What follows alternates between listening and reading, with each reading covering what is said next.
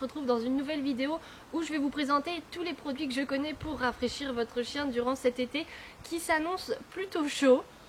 Donc comme sur la vidéo où je vous présentais des objets pour attacher votre chien, je ne connais pas tout ce qui existe, donc si vous connaissez des choses que je ne citerai pas dans cette vidéo, vous pouvez les mettre en commentaire, comme ça ça permettra d'être au courant de vraiment tout ce qui se fait. Et donc sur l'autre vidéo sur comment donc attacher son chien, j'ai eu droit à un commentaire qui me disait qu'en fait c'était n'importe quoi de mettre autant d'argent dans des éléments de ceinture, des harnais, des cages, des choses comme ça, etc. Donc là il y aura aussi des objets qui vont coûter cher, bien entendu je ne vous dis pas de les acheter, je vous présente juste ce qui existe et chacun en fonction de ses moyens peut ou ne peut pas acheter certains produits et veut ou ne veut pas acheter certains produits. Donc encore une fois je n'incite personne à acheter quoi que ce soit. La personne en l'occurrence elle me disait qu'elle faisait le truc le plus basique du monde, chacun apporte la sécurité qu'il veut aussi à son chien, apporte les soins qu'il veut à son chien et tout le monde fait comme il veut. Si vous voulez mettre 5000 € par mois dans des objets pour votre chien, vous le faites. Si vous voulez dépenser 0 €, vous le faites aussi. Franchement c'est vraiment comme vous voulez et c'est pas parce qu'on vous dit achetez ça ou n'achetez pas ça que vous devez faire la même chose. Chacun gère son chien comme il l'entend. Bien entendu respectez votre chien, c'est tout ce qui compte. Et donc maintenant que cette petite aparté est finie, on va pouvoir commencer la vidéo en elle-même. Alors sur la multitude de choses qui existent, moi j'ai acheté 3 produits, c'était ceux que je trouvais les plus intéressants par rapport à ce que moi je fais, à comment je fonctionne, etc. Donc je vais commencer par vous les présenter. Le premier c'est un tapis donc comme ceci, donc qui est plutôt grand étant donné que Liska est grande forcément. Je crois que c'est la plus grande taille qui existe de ce genre de tapis.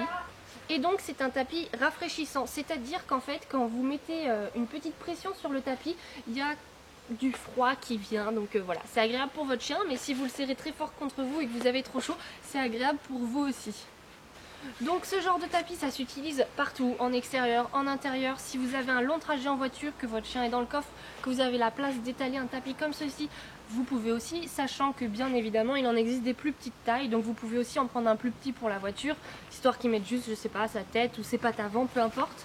Et donc voilà, donc ce tapis là j'en suis très contente, on le met pas au réfrigérateur, on le met, enfin au congélateur plutôt, on le met nulle part, il reste comme ça, il marche à peu près 3 heures, après il se recharge tout seul. Je sais pas trop bien comment est-ce qu'il fonctionne, mais là il est encore tout froid et ça fait un bout de temps maintenant que Liska s'en sert, donc voilà, c'est vraiment cool ça. Deuxième article, il s'agit d'un petit gel rafraîchissant. Donc ça, on met ça sur les coussinets du chien, on étale et donc ça rafraîchit le chien. Ça coûte pas très cher franchement. Alors après une autre alternative, ça va être tout simplement de mouiller les coussinets de votre chien. Ça marchera peut-être pas aussi bien parce que ça va rester plus longtemps en fait que de l'eau qui va s'évaporer et se sécher assez vite. Mais voilà, c'est à peu près la même chose on va dire. Donc un petit gel qui coûte pas très cher, ça on trouve ça partout. Moi c'est de la marque Naturea, mais il y a plein d'autres marques qui fonctionnent très bien. Donc voilà.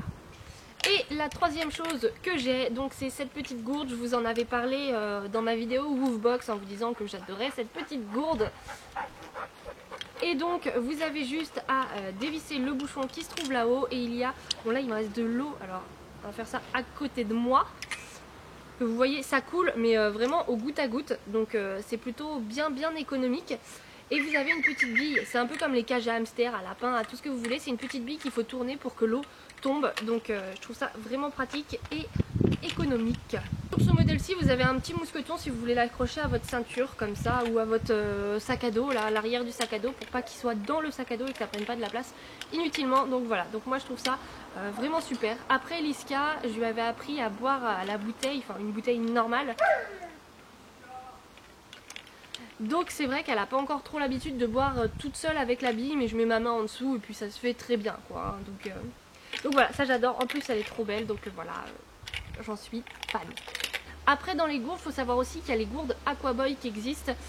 Donc j'en avais eu une dans la Woofbox du mois de juin. Mais je ne sais plus où est-ce que je l'ai mise. Donc je peux pas vous la montrer pour la vidéo là.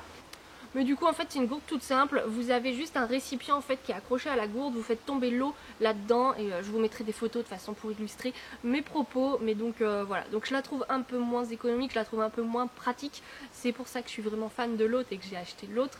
Mais c'est vrai que la gourde Aquaboy va coûter quand même moins cher, donc ça peut être plus intéressant pour vous. Donc là j'ai fini avec tous les produits que j'ai achetés, donc maintenant je vais vous présenter tout ce qui existe et que je n'ai pas pris. Donc tout d'abord je vais vous parler des manteaux rafraîchissants. Donc c'est un peu dans la même catégorie que le tapis rafraîchissant, sauf que là ça se met vraiment sur l'animal. Vous allez le mouiller sous l'eau, donc sous l'eau froide de préférence. Vous l'essorez un peu histoire que ce soit pas trop lourd pour le dos de votre animal. Et vous le posez. Donc il y en a qui prennent vraiment que les épaules en fait et le poitrail. Il y en a qui vont faire vraiment tout le corps. Il y en a vraiment de toutes sortes, de toute taille, pour tout type de chien. Donc c'est vrai que c'est plutôt pas mal. Moi je n'avais pas envie d'encombrer Liska avec ça, donc je préférais 1000 fois le tapis, mais là encore c'est chacun comme l'entend. Donc si jamais vous voulez un truc qui se rapproche du manteau rafraîchissant, vous pouvez toujours prendre une serviette de douche que vous mouillez, donc d'eau froide aussi, que vous essorez un peu et que vous étalez sur le dos. Ce sera exactement la même chose, sauf que là faudra mettre soit une sangle, soit une corde, soit quelque chose, ou faire un petit peu de couture sur les côtés pour mettre un clip normal, un clip comme ça quoi, un truc comme ça là, pour fermer autour comme un harnais quoi en fait. Donc voilà, donc ça c'est l'alternative au manteau qui coûte 18 000 fois moins cher vu que des serviettes de douche on en a tous chez nous. Ensuite ce qui existe ça va être le ventilateur de coffre. Donc en fait ça c'est pour tous ceux qui ont des cages, qui font voyager leur chien dans une cage dans le coffre. C'est un petit ventilateur qui va venir se fixer au barreau de la cage et donc vous le mettez en route, pif pif, ça fait du vent comme un ventilateur normal. Ça je suis pas hyper pour. Tout simplement parce que si le chien a trop d'air etc, il peut attraper un rhume, donc ce serait un petit peu embêtant. Donc voilà, ça je suis pas hyper fan, mais bon ça existe si vous avez vraiment des longs voyages et pas de climatisation dans votre voiture par exemple, ça peut être pas mal. Ce qui existe aussi, mais alors ça je trouve ça vraiment nul. Ça s'appelle un ventilateur de coffre. C'est un espèce de petit objet pas plus grand que ça que vous mettez de part et d'autre de votre coffre quand vous l'ouvrez. Et donc en fait quand vous le refermez, le coffre n'est jamais fermé, il y a toujours une petite ouverture, c'est pour qu'il y ait de l'air qui circule. Sauf que l'été on ne laisse pas un chien dans la voiture, sinon il va mourir de chaud, donc de déshydratation. Et en roulant on laisse pas un coffre pas ouvert non plus, c'est beaucoup trop dangereux. Donc je ne vois pas à quoi ça sert, peut-être au printemps à la limite, peut-être en hiver si vous voulez, voilà. Mais pour l'été je trouve ça vraiment nul, donc voilà, j'avais envie de vous le dire. Et alors dans le même esprit, mais là je trouve ça plutôt pratique, c'est l'entrebâilleur de fenêtre. Donc ça, je vous mettrai des photos parce qu'à expliquer comme ça c'est juste impossible.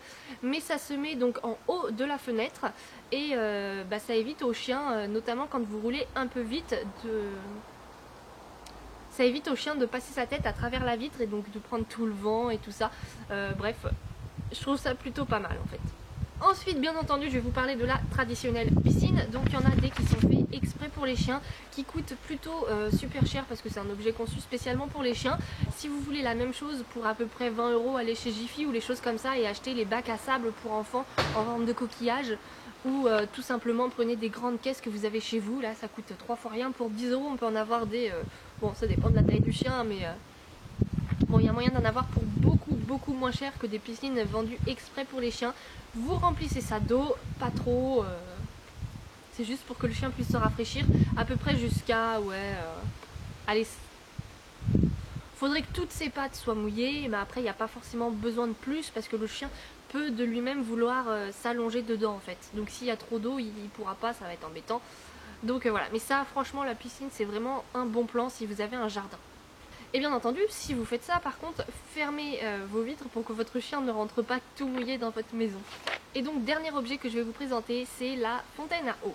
Donc la fontaine à eau ça coûte très cher, ça coûte 100 €. Ouais, sur le site où je l'ai vu, c'était 100 €. Donc moi je trouve ça beaucoup trop cher pour un distributeur d'eau. Mais en fait c'est un petit distributeur avec une pédale où le chien doit poser sa patte dessus, appuyer dessus et il y a l'eau qui jaillit. Ça se branche à un tuyau, à une sortie d'eau normale comme pour les tuyaux d'arrosage. Et donc à chaque fois que le chien va appuyer sur la pédale, on va avoir l'eau qui va sortir et donc ça va être de l'eau qui n'a jamais servi. Vu qu'elle arrive directement du robinet, donc elle n'est pas stockée quelque part. Donc voilà, c'est vraiment de l'eau qui va être vraiment propre tout le temps. Donc c'est vrai que si vous laissez votre chien un petit peu tout seul dehors, que vous n'avez pas forcément le temps de changer l'eau, que voilà, un chien l'été ça boit beaucoup d'eau. Donc je trouve ça vraiment pratique. Après c'est vrai que ça coûte très cher. Je pense que j'investirai dedans plus tard quand j'aurai mis un peu des sous de côté et tout ça, mais pour le moment c'est juste pas possible. Mais voilà, je tenais à vous le présenter parce que c'est quand même un objet qui est pas mal. Et alors dernier petit truc, je pensais pas vous en parler mais je me suis dit que pourquoi pas le mettre là, ça pourrait être pas mal. C'est ceci. Donc là vous voyez rien avec le papier d'emballage. On va les sortir. Donc ce sont des petits chaussons à mettre au pied du chien. Ceux-là je les ai eus chez Zooplus. Et donc tout simplement ça va servir pour les longues balades que vous ferez avec votre chien. Parce que si vous vous brûlez les pieds quand vous marchez sur le sable, vos chiens aussi. Et c'est pareil sur le béton. Le béton ça monte extrêmement vite en température. Ça peut être brûlant très rapidement. Et un chien qui s'est brûlé les coussinets, c'est pas très agréable pour lui. Il faut le soigner, on peut plus le sortir après, il peut plus trop marcher. Donc vaut mieux éviter, vaut mieux investir dans ce genre de petites chaussures. Après si vous voulez pas investir là-dedans, ce que je comprends, évitez de marcher sur des endroits bétonnés, marchez plutôt sur de l'herbe, sur des petits chemins avec des petits cailloux clairs, des choses qui ne captent pas la chaleur pour pas brûler les pattes de votre chien. Donc voilà, je pense avoir fait le tour des produits qui existent. Je sais qu'il y a certains thermomètres qui s'accrochent soit en collier, soit à l'intérieur, qui envoient des textos au mètre, etc. quand ça dépasse une certaine température. Sauf que ce sont des objets qui coûtent beaucoup trop cher. Donc je voulais pas les présenter ici. Je trouvais pas ça intéressant. Et puis voilà quoi. Donc surtout, je le répète, on est en été, mettez de l'eau à votre chien à disposition tout le temps. Oui. Voilà, on va dire au revoir. On va dire au revoir toutes les deux. Tu regardes la caméra. Donc voilà, c'est fini pour cette vidéo. J'espère que toute la présentation de petits produits vous aura aidé. Et moi je vous dis à très bientôt dans une prochaine vidéo. Bye.